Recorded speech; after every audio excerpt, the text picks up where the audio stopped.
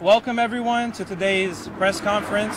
As you know, we are here for many reasons, but before I get started, I'm Adam Soltani. I'm the Executive Director of CAIR-OK, Oklahoma. That's the Council on American Islamic Relations, ADAMSOLTANI, and I'll ask all speakers when they come up, please state their name, spell it, and mention the organization that they're a part of. We know why we're here today. And we're here today because of what started out as comments on Facebook by Representative John Bennett that was later backed and you could say endorsed by the Oklahoma Republican Party, have gotten to the point where they have crossed the line of inflammatory comments to almost inciting violence, or no, we will say inciting violence against Muslims in the state of Oklahoma. Representative John Bennett states that Islam is a violent religion. He states that Islam is here to spread violence, but the only one spreading hatred and inciting people to violence is Representative John Bennett himself, and by endorsing him and supporting him, the Oklahoma Republican Party. According to media reports, here's just a tidbit of what Representative Bennett told an audience of almost 100 people in Sallisaw on Monday night. He said that more than 90% of the Holy Quran, the scripture of the Muslim faith, is about violence and the violence necessary to overtake non-believers. He said the goal of Muslims is the destruction of Western civilization from within.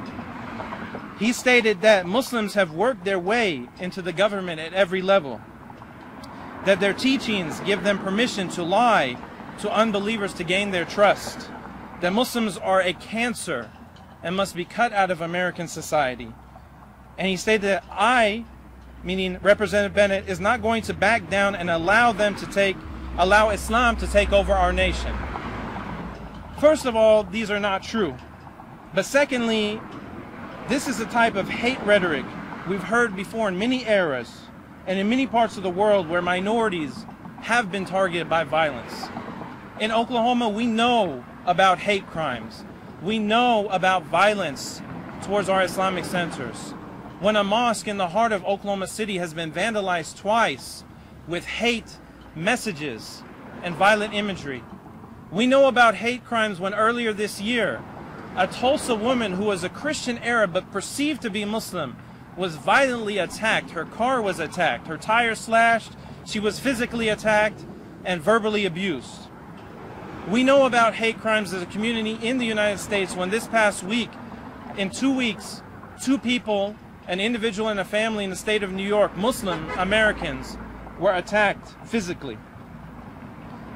And last but not least, in his incitement towards violence, last night Representative Bennett said, if they are Muslim Americans and subscribe to Islam, they are just as bad as ISIS. What right does Representative Bennett have to talk about our religion? What right does Representative Bennett have to speak about what Islam stands for? I say today, what education, what experience, what credentials does he have to tell me or to tell anyone else in Oklahoma what my faith stands for? We are concerned, following these comments, as I said earlier, that incite to violence. We are concerned that Muslims in Oklahoma could be potential victims of hate crimes, bullying, and other sorts of violence following the irresponsibility of Representative John Bennett. Our Islamic institutions are on alert, and our community leaders are on alert, one of which you will hear from shortly.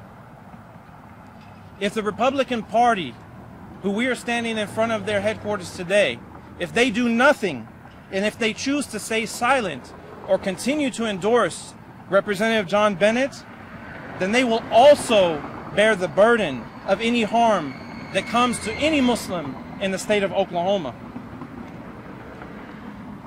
If Bennett is calling for the removal of law-abiding constituents like a cancer, then he is not fulfilling the oath he took to represent any Oklahoman. He is a public official, and his duty is to represent all of his constituents, not just the ones he likes. The U.S. Constitution affirms that we are all created equal with equal rights. It's not fitting for Representative John Bennett or any elected official to make broad statements and false generalizations about any segment of the American population, or to suggest they should be cut out like cancer. As I said, we believe he's crossed the line. There are Muslims in Oklahoma that are members of the Republican Party.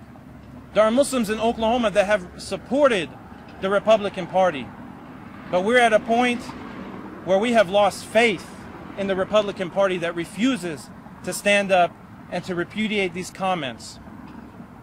And before we continue, I want to challenge today the Oklahoma City Chamber of Commerce, because Oklahoma, as we know, is a good place to grow. And the Chamber of Commerce states this on their website, that their goal is to make Oklahoma a good place to grow for businesses. And in order for our city to thrive, businesses have to thrive. And there are many Muslim businessmen all over Oklahoma City and the entire state. But what kind of place are we making it for business to thrive, for our economy to thrive, and for our families to thrive if we allow hate speech and rhetoric like this to continue? Thank you.